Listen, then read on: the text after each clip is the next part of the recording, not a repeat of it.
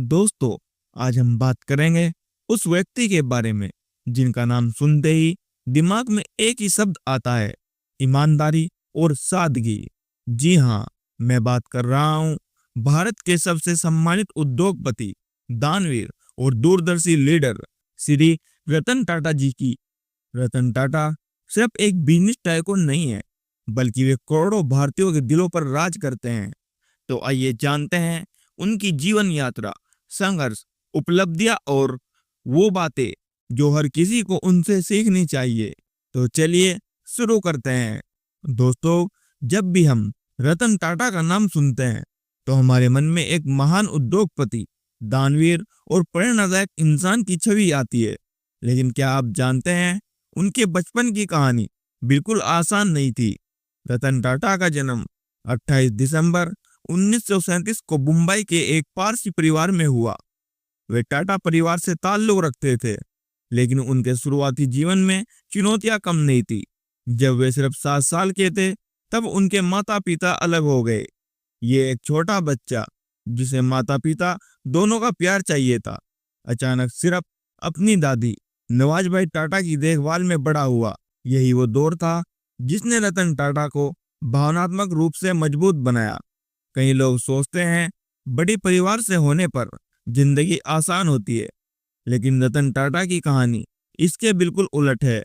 उनकी पढ़ाई मुंबई के कैथेड्रल एंड जॉन कॉनेन स्कूल से शुरू हुई। बचपन से ही वे शांत, अनुशासित और जिज्ञासु स्वभाव के थे। स्कूल के दिनों में उन्हें पढ़ाई के साथ साथ ड्राइंग और आर्किटेक्चर में खास दिलचस्पी थी। पढ़ाई पूरी करने के बाद वे अमेरिका गए और वहां की मशहूर कॉर्नेल यूनिवर्सिटी से आर्किटेक्चर और स्ट्रक्चरल इंजीनियरिंग में डिग्री हासिल की। कॉलेज के दिनों में वे न सिर्फ पढ़ाई में बल्कि अपनी सादगीपूर्ण और विनम्र स्वभाव के लिए भी जाने जाते थे। यहीं से उनकी सोच बनी, जीवन का असली मकसद सिर्फ पैसा कमाना नहीं है, बल्कि समाज के लिए कुछ ऐसा करना है जो आने वाली पीढ़ियों को फायदा दे। इसके बाद रतन टाटा ने अमेरिका की हार्वर्ड बिजनेस स्कूल में भी मैनेजमेंट का कोर्स किया। यह शिक्षा उनके करियर की सबसे बड़ी ताकत बनी। सोचिए, अगर रतन टाटा ने आर्किटेक्चर की पढ़ाई के बाद किसी दूसरे रास्ते को चुना होता, तो क्या वे भारत के इतने बड़े उद्योगपति और समाज सेवी बन पाते? दोस्तों, बचपन की कठिनाइयां और विदेश की पढ़ाई ने रतन टाटा को मजबूत बना दिया था। लेकिन जब वे भारत लौटे और टाटा ग्रुप से जुड़े, तब उनके सामने असली चुनौतियां आई। अब मेरा आपसे सवाल है, क्या आप जानना चाहेंगे रतन टाटा ने अपने कैरियर की शुरुआत मजदूरों के साथ मिलकर क्यों की, जबकि वे चाहे तो सीधा ऊंचे पद पर बैठ सकते थे? यही जानने के लिए बने रहिए अगले पार्ट में, कैरियर और शुरुआत की संघर्ष। दोस्तों, अक्सर लोग सोचते हैं बड़े घरानों में जन्म लेने वालों को सफलता आसानी से मिल जाती है, लेकिन रतन टाटा की कहानी इस सोच को पूरी तरह बदल देती है। सन 1961 में जब रतन टाटा ने अपनी पढ़ाई पूरी कर भारत वापसी की, तो उनके सामने एक बड़ा सवाल था। क्या वे सीधे किसी बड़े पद पर बैठेंगे या फिर जमीन से शुरुआत करेंगे? रतन टाटा ने वह रास्ता चुना जिसकी उम्मीद किसी ने नहीं की। उन्होंने अपना कैरियर जमशेदपुर में टाटा स्टील के प्लांट से शुरू किया, वो भी एक ब्लू कॉलर जॉब के तौर पर। सोचिए, टाटा परिवार के वारिस मजदूरों के बीच काम कर रहे थे। कभी भट्टी में आग के सामने खड़े होते, कभी चूना पत्थर और स्टील का बोझ उठाते, तो कभी मशीनों के बीच पसीना बहाते। रतन टाटा का मानना था, अगर आप एक अच्छे लीडर बनना चाहते हैं, तो पहले आपको अपनी टीम के साथ खड़े होकर उनकी मेहनत समझनी होगी। यहाँ से उन्होंने सीखा, काम सिर्फ ऑफिस की मेज पर बैठकर ऑर्डर देने से नहीं होता, बल्कि असली काम वही समझ आता है जहाँ लोग अपना खून पसीना बहाते हैं। धीरे धीरे उन्होंने टाटा ग्रुप की अलग अलग कंपनियों में काम किया और अनुभव लिया, लेकिन उनका असली इम्तिहान तब शुरू हुआ जब उन्हें पहली बार टाटा नेल्को नाम की कंपनी का जिम्मा मिला। उस वक्त कंपनी लगभग डूब चुकी थी। रतन टाटा ने जी जान लगाकर कंपनी को उठाने की कोशिश की, नए प्रोडक्ट लाए, स्ट्रेटेजी बदली, लेकिन हालात इतने मुश्किल थे, कंपनी को बचाया नहीं जा सका। यहाँ से उन्होंने सीखा, हर प्रयास सफल नहीं होता, लेकिन असफलता भी हमें अनुभव और ताकत देती है। उनकी मेहनत और ईमानदारी को देखते हुए साल 1991 में रतन टाटा को पूरा टाटा ग्रुप का चेयरमैन बना दिया गया। लेकिन ये सफर आसान नहीं था, क्योंकि उस समय टाटा ग्रुप बिखरा हुआ था। कई कंपनियां नुकसान में चल रही थी और ग्रुप की साख पर अभी भी सवाल उठ रहे थे। दोस्तों, रतन टाटा ने कैरियर की शुरुआत मजदूरों के बीच से की, लेकिन जब वे टाटा ग्रुप के चेयरमैन बने तो उनके सामने ऐसी ऐसी चुनौतियां आई जिनसे निपटना आसान नहीं था। तो अब मेरा आपसे सवाल है, क्या आप जानना चाहेंगे रतन टाटा ने किस तरह बिखरे हुए टाटा ग्रुप को एकजुट किया और उसे दुनिया का सबसे भरोसेमंद बिजनेस हाउस बना दिया? यही कहानी हम जानेंगे अगले पार्ट में, चैलेंज और स्ट्रगल। दोस्तों, कहते हैं किसी इंसान की असली पहचान तब होती है जब वो मुसीबतों का सामना करता है। रतन टाटा के लिए भी ये सच साबित हुआ। साल 1991 में जब वे टाटा ग्रुप के चेयरमैन बने, उस वक्त हालात बिल्कुल आसान नहीं थे। टाटा ग्रुप की लगभग 50 से ज्यादा कंपनियां अलग अलग काम कर रही थी। कई कंपनियां नुकसान में थी और पूरा ग्रुप बिखरा हुआ था। सबसे बड़ी चुनौती ये थी, लोगों को रतन टाटा पर भरोसा ही नहीं था। कई पुराने और ताकतवर अधिकारी मानते थे वे इस बड़ी जिम्मेदारी को संभाल नहीं पाएंगे। कुछ तो उनके फैसलों का खुलकर विरोध करते थे।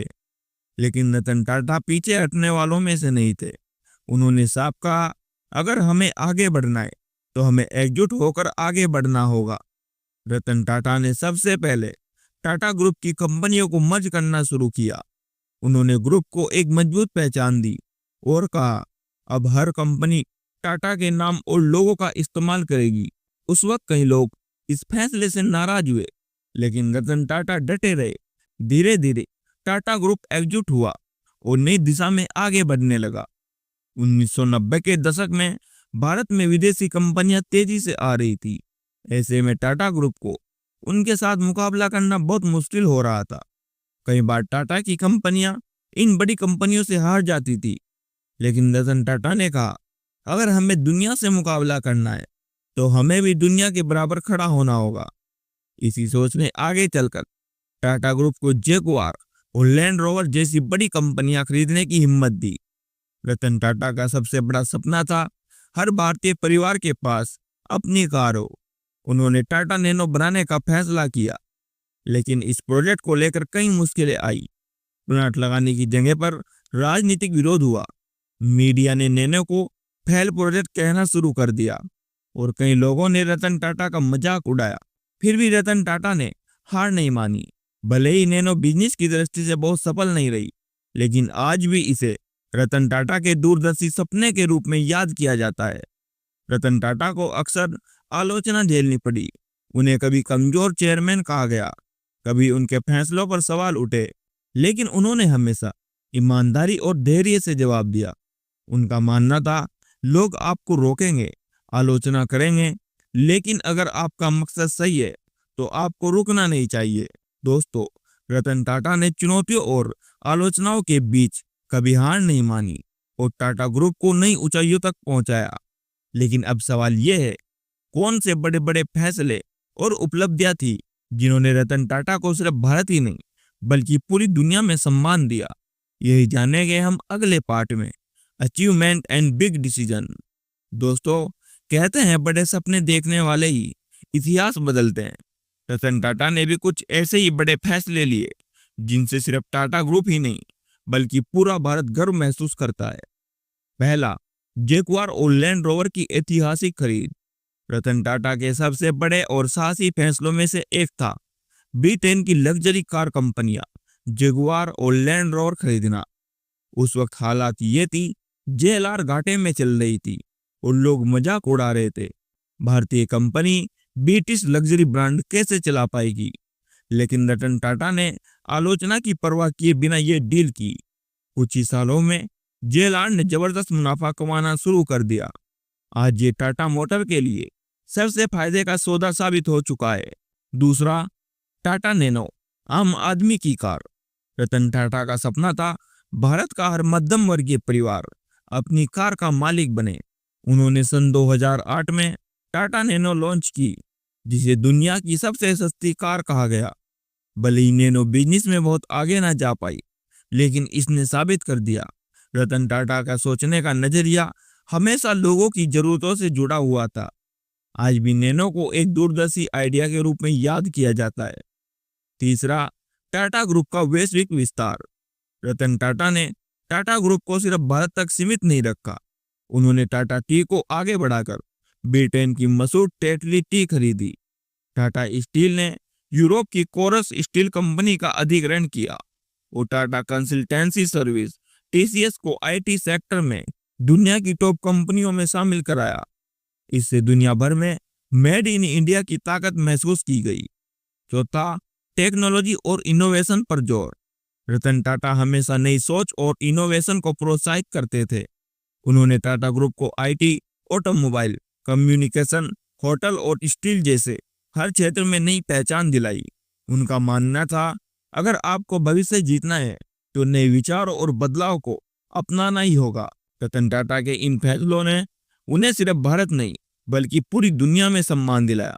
भारत सरकार ने उन्हें सन 2000 में पद्म भूषण और सन 2008 में पद्म विभूषण से सम्मानित किया। उन्हें दुनिया के सबसे ईमानदार और दूरदर्शी उद्योगपतियों में गिना जाता है। दोस्तों, रतन टाटा की ये उपलब्धियां, बड़े फैसले उन्हें एक महान बिजनेस लीडर तो बनाते ही हैं, लेकिन उनकी असली पहचान सिर्फ बिजनेस तक सीमित नहीं है। असल में उन्हें लोग ज्यादा याद करते हैं उनकी दानवीरता और मानवता के लिए। अब मेरा आपसे सवाल है, क्या आप जानना चाहेंगे रतन टाटा ने कैसे करोड़ों रुपए दान देकर समाज की सेवा की और देश के असली मसीहा बन गए? यही जानेंगे हम अगले पार्ट में। रतन टाटा को सिर्फ एक उद्योगपति या सफल बिजनेसमैन के रूप में नहीं देखा जाता, बल्कि एक मानवता प्रेमी और परोपकारी व्यक्ति के रूप में जाना जाता है। उनका मानना है, किसी कंपनी का असली मकसद केवल मुनाफा कमाना नहीं, बल्कि समाज और देश के लिए कुछ अच्छा करना भी होना चाहिए। पहला, टाटा ट्रस्ट और समाज सेवा। रतन टाटा टाटा ट्रस्ट के चेयरमैन रहे, जो भारत के सबसे पुराने और सबसे बड़े चैरिटेबल संगठनों में से एक है। ये ट्रस्ट भारत में स्वास्थ्य, शिक्षा, पोषण, ग्रामीण विकास और महिला सशक्तिकरण जैसे क्षेत्रों में काम करता है। उन्होंने हॉस्पिटल, कैंसर रिसर्च सेंटर और मेडिकल कॉलेजों की स्थापना में मदद की। शिक्षा के लिए स्कॉलरशिप दी, जिससे लाखों छात्रों को आगे बढ़ने का मौका मिला। दूसरा, प्राकृतिक आपदाओं में मदद। जब भी देश में कोई आपदा आई, जैसे भुज का भूकंप, मुंबई का आतंकी हमला या ओडिशा का चक्रवात, रतन टाटा और टाटा समूह हमेशा सबसे पहले मदद के लिए आगे आए। मुंबई 26/11 हमले के बाद रतन टाटा ने न सिर्फ पीड़ित परिवारों की मदद की, बल्कि उस समय होटल ताज के कर्मचारियों और उनके परिवारों को भी पूरा सहयोग दिया। तीसरा, स्वास्थ्य और रिसर्च में योगदान। रतन टाटा ने टाटा मेडिकल सेंटर, कोलकाता में कैंसर मरीजों के लिए अत्याधुनिक सुविधा शुरू की। उन्होंने वैश्विक स्तर पर भी रिसर्च को फंड किया, जैसे कि हार्वर्ड और एमआईटी में रिसर्च प्रोग्राम में सपोर्ट करना। चौथा, मानवता के प्रति दृष्टिकोण। उनका कहना है, अगर आप तेजी से दौड़ना चाहते हैं तो अकेले दौड़े, लेकिन अगर दूर तक जाना चाहते हैं तो सबके साथ चले। ये सोच उनके परोपकारी कार्यों में झलकती है। पांचवा, ग्लोबल रिकॉग्नाइजेशन। उनकी परोपकारिता और समाज सेवा को दुनिया ने सराहा। रतन टाटा को कई अंतर्राष्ट्रीय पुरस्कार और सम्मान मिले, जिनमें पद्म भूषण और पद्म विभूषण जैसे भारत के सर्वोच्च नागरिक सम्मान भी शामिल है। रतन टाटा ने न सिर्फ बिजनेस और समाज के लिए काम किया, बल्कि उन्होंने आने वाली पीढ़ियों के लिए एक ऐसा रास्ता बनाया जिसे देखकर हर कोई प्रेरित होता है। रतन टाटा का व्यक्तित्व उन्हें भीड़ से अलग बनाता है। वे केवल एक बिजनेस लीडर ही नहीं, बल्कि एक सच्चे इंसान और दूरदर्शी मार्गदर्शक भी है। जैसे पहला, सरलता और विनम्रता। रतन टाटा की सबसे बड़ी खूबी उनकी विनम्रता और सरल जीवन शैली है। अरबों की संपत्ति मालिक होने के बावजूद वे दिखावे से दूर रहते हैं। महंगे महलों की बजाय साधारण फ्लैट और सरल कारों का इस्तेमाल करते थे। हमेशा कर्मचारियों और छोटे कामगारों के साथ भी बराबरी से पेश आते थे। दूसरा, कर्मचारियों के प्रति संवेदनशीलता। उनका मानना था, किसी भी कंपनी की असली ताकत उसकी टीम और कर्मचारी होते हैं। 26/11 हमले के बाद उन्होंने होटल ताज के कर्मचारियों और उनके परिवारों से व्यक्तिगत रूप से मुलाकात की और उनकी आर्थिक व भावनात्मक मदद की। उन्होंने हमेशा कर्मचारियों के लिए सुरक्षित और सम्मानजनक माहौल बनाने पर जोर दिया। तीसरा, दूरदर्शी नेतृत्व। रतन टाटा एक ऐसे लीडर थे जो भविष्य को पहले ही देख लेते थे। टाटा नैनो, टाटा मोटर्स का जैगुआर और लैंड रोवर अधिग्रहण और टाटा स्टील का कोरस अधिग्रहण, ये सभी उनके रिस्क लेने की अक्षमता और दूरदर्शिता को दर्शाते हैं। उन्होंने भारतीय बिजनेस को वैश्विक पहचान दिलाई। चौथा, मूल्य आधारित नेतृत्व। रतन टाटा ने कभी शॉर्टकट या गलत तरीकों का सहारा नहीं लिया। उनकी सोच थी, अगर आप सही काम करते हैं तो सफलता देर से ही सही लेकिन जरूर मिलेगी। उनका नेतृत्व ईमानदारी, पारदर्शिता और भरोसे पर टिका रहा। पांचवा, शांत और निर्णायक व्यक्तित्व। वे कभी गुस्से में या जल्दबाजी में फैसले नहीं लेते थे। हमेशा पूरी टीम से विचार विमर्श करने के बाद स्टिक और साहसी निर्णय लेते थे। छठा, युवा पीढ़ी को प्रेरणा। रतन टाटा हमेशा युवाओं को बड़ा सोचने और अपने सपनों का पीछा करने की सलाह देते हैं। उनका मानना है, अगर आप अपनी सोच को सीमित कर देंगे तो आपकी उपलब्धियां भी सीमित रह जाएगी। रतन टाटा की सरलता, ईमानदारी और दूरदर्शिता ने उन्हें सिर्फ एक महान लीडर नहीं बनाया बल्कि एक प्रेरणा स्रोत भी बनाया। रतन टाटा को अपने जीवन में सिर्फ व्यवसायिक सफलता ही नहीं मिली बल्कि उनकी सादगी, ईमानदारी और समाज सेवा के कारण उन्हें दुनिया भर में सम्मान भी मिला। पहला, भारत सरकार द्वारा सम्मान, पद्म भूषण सन 2000 में। ये भारत का तीसरा सर्वोच्च नागरिक सम्मान है जो किसी भी व्यक्ति के अद्भुत योगदान के लिए दिया जाता है। दूसरा, पद्म विभूषण सन 2008 में। यह भारत का दूसरा सर्वोच्च नागरिक सम्मान जो उनके व्यापार, समाज सेवा और राष्ट्रीय योगदान के लिए दिया गया। इन पुरस्कारों ने साबित कर दिया, रतन टाटा सिर्फ उद्योगपति नहीं बल्कि देश और समाज के सच्चे सेवक हैं। दूसरा, अंतर्राष्ट्रीय मान्यता। रतन टाटा को दुनिया के सबसे सम्मानित और विश्वसनीय उद्योगपतियों में गिना जाता है। कुछ महत्वपूर्ण अंतर्राष्ट्रीय पुरस्कार। Commander of the legion of honour, France का सबसे प्रतिष्ठित नागरिक सम्मान। ऑनरी डॉक्टरेट, दुनिया की प्रमुख यूनिवर्सिटी ने उन्हें आदर डॉक्टरेट से सम्मानित किया। फोर्ब्स और Fortune manganese recognition. Ratan Tata को दुनिया के टॉप 100 मोस्ट पावरफुल पीपल और मोस्ट रिस्पेक्टफुल लीडर की सूची में शामिल किया गया। तीसरा, व्यक्तिगत और सामाजिक योगदान का सम्मान। उनके योगदान को देखकर कई अंतर्राष्ट्रीय संस्थानों ने उन्हें ग्लोबल ह्यूमैनिटेरियन अवार्ड से नवाजा।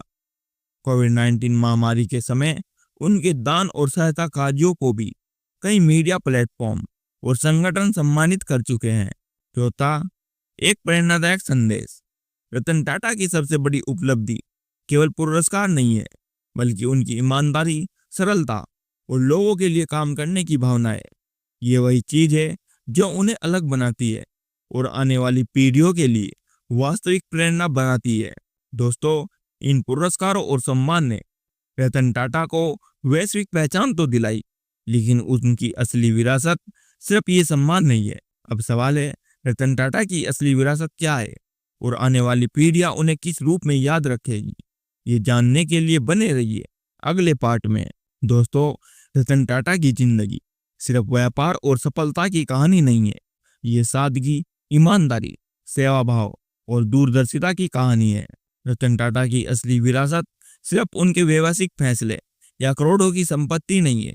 उनकी असली विरासत है लोगों की मदद करने का भाव, अपने कर्मचारियों और समाज के लिए हमेशा खड़ा होना, देश और दुनिया में मेड इन इंडिया की पहचान बनाना, ईमानदारी और मूल्य आधारित जीवन जीना।